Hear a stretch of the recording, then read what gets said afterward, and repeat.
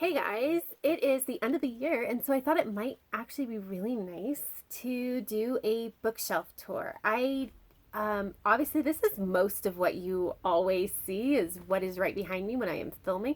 So I thought it might be nice to show you the rest of my bookshelves and at least tell you what is going on behind me so you have an idea. So let's go ahead and turn you around and then we will get started.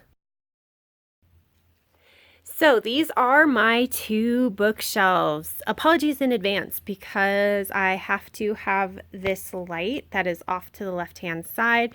The lighting, we are down in my basement and it has terrible lighting down here, and it would just be even worse without it right in even though it's in the shot, it would be worse, I promise.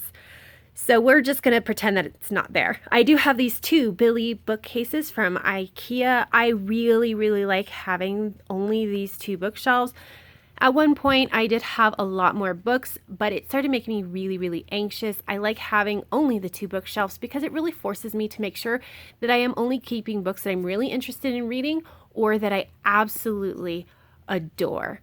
I do separate them so that this bookshelf and what I'm doing is different than this bookshelf, which I know is different. Some people like to do like across shelves like this. I don't do that. So let's go ahead and start with the left-hand bookshelf. These three shelves, that top one up here, this second one, and then this third one, those are my TBR shelves. Those are all the books that I have never read before. I know that these shelves are not aesthetically pleasing, and that's because I ordered them so that they are alphabetical by author's last name. I don't remember why I did it, but I did. I'm too lazy to do anything about it at this point. I don't know when I'm going to change it, and so for now it is just kind of ugly to look at. This one book down here is a book that I know is going to be on my TBR for January, so it's just kind of sitting there for now. And then we get down to this next shelf. And this shelf, plus a little bit down here, right through here, these are all the books in series. These are a series or standalones where I've read them. I just don't know if I love them enough to keep them. So I have to go reread them and figure out if I love them enough to keep them. Otherwise, just get rid of them. But we're going to start over here, and we have, from starting on the left, Freakonomics, The Six of Crows duology, The Hunger Games trilogy, Ashes on the Waves. This is actually a really interesting novel that is based off of the Annabel Lee poem by Edgar Allan Poe. This is the Stoker and Holmes series by Carolyn Gleason. I actually think there might be another book, so this might be incorrectly shelved, but I don't know. This is the Girl of Fire and Thorns trilogy by Ray Carson. This is the Gold Seer trilogy by Ray Carson. Stitching Snow. This is actually a Snow White retelling, I believe. It is science fiction. It has coding. It's really interesting. These are my short story collections. And then you have the Sarantha Jack series by Anna Geary. It is a sci-fi series that I don't remember almost anything about. This is a Wolfsbane and Masks is a duology by Patricia Briggs, which I also don't even remember anything about. I've actually reread that series. I don't know what to do with it because I liked it and I kind of like it enough to keep it, but I kind of maybe don't because it's like I don't even remember what it's about at this point. So I'm not really sure what to do with that. And then we have the Steampunk Chronicles by Katie Cross and Wild Orchid by Cameron Doki, which is a Mulan retelling. Which brings us to the rest of this shelf. And these are all books that are in series. And then, of course, down here, these are all books that are in series that I have started, but I have not actually finished the series. And I keep them so that, like, I remember to actually continue the series, but I don't want to put them in with the books that I absolutely love because I don't know if I love them. I like them well enough to continue. I don't know if I like them much more than that. And so but these are the ones where I'm actually like not actively working on them. If you've ever seen these like series show up in my TBR or in my reading vlog or anything, they are actually in a different place. These are books that I just haven't quite got to yet. But this is the Kate Daniels series by Ilona Andrews, a paranormal romance series by Gina Showalter, The Ministry of Peculiar Occurrences by Pip Ballantyne and T. Morris. This is a steampunk series. The Elemental Assassin series by Jennifer Estep. And of course, Throne of Glass by Sarah J. Maas. And then we come down here. We've got Truth Witch by Susan Dennard. Spring Hill Jack by Mark Hodder. Not sure. Dirty Magic by Jay Wells. Unremembered by Jessica Brody. Touch of Power by Maria V. Snyder. Enchanted by Alethea Contis. Dorothy Must Die by Danielle Page. Raven Strike by Patricia Briggs. And Mind Games by Carolyn Crane. And then the rest of the shelf is a little bit of a mishmash, but it is the 3 books that are on my December TBR that I picked up from the library, my stickers, my puzzle books, and a bunch of writing journals. Which brings us over to this right-hand bookshelf. And these are all the books that I love very dearly. These are the books where if I were to pick them off the shelf, I am reading for the rest of the afternoon. Please do not bother me. That is what I want to do. I'm getting sucked into this story and it's going to be amazing. With the exception of this one book up here, Thing Explainer by Randall Munroe. And this is an oversized book that I have no idea what to do with. I have not read it yet. It is very interesting. I'm very intrigued. However, it is an oversized book and I don't know what to do with it. If I put it anywhere than up on top of that shelf, unfortunately, it just gets in the way and bugs me. I have no idea what to do with it. What do you guys do? What do you do with the one oversized book that you have? Please let me know because it's driving me nuts up there. But starting with this top shelf, we do have my Mira Grant books, starting with the Feed series. It's actually called the Newsflesh series. It's a zombie series, the Parasitology trilogy, and Into the Drowning Deep, which is a mermaid. And these are horror, by the way. So if you don't like horror, this is not for you.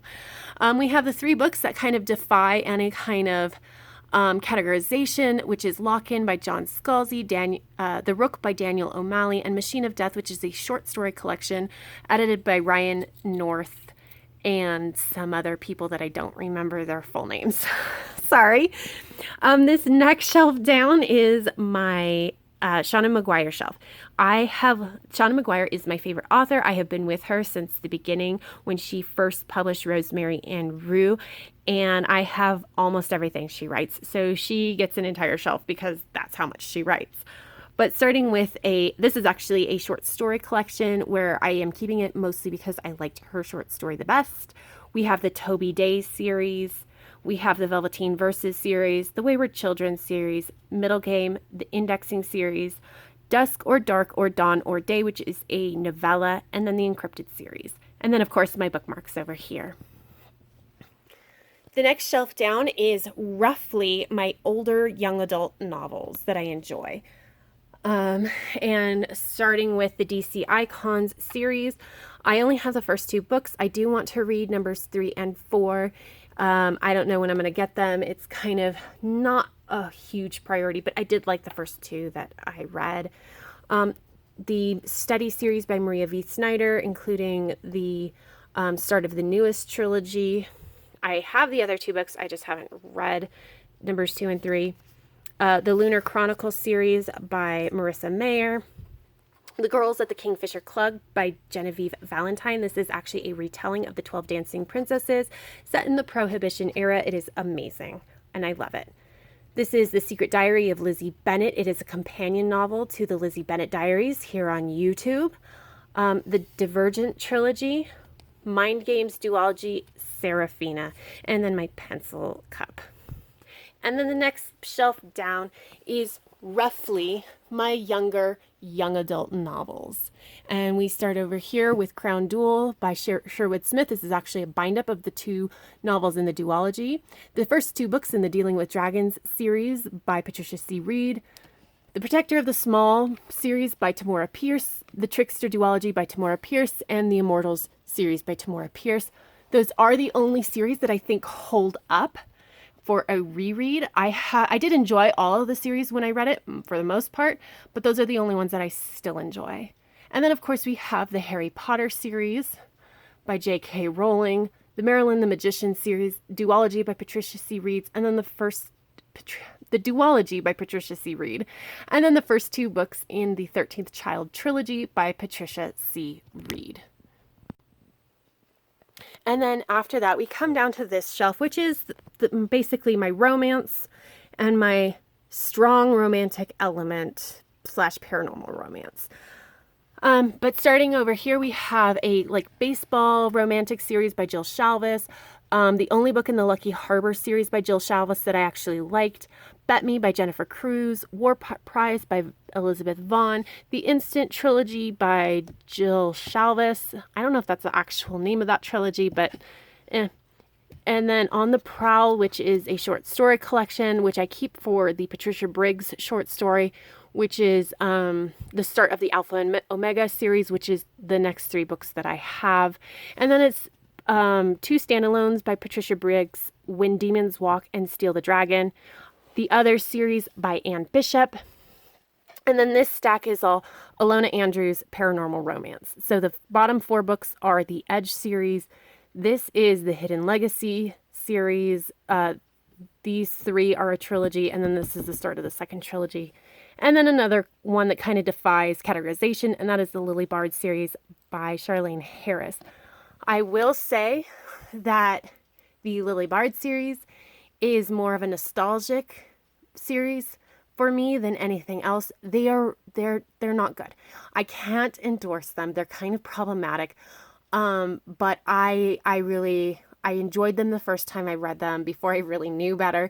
I still feel a lot of nostalgia for them. I think that there are some things that are done really well, and so I keep them. And then this is actually my Kindle.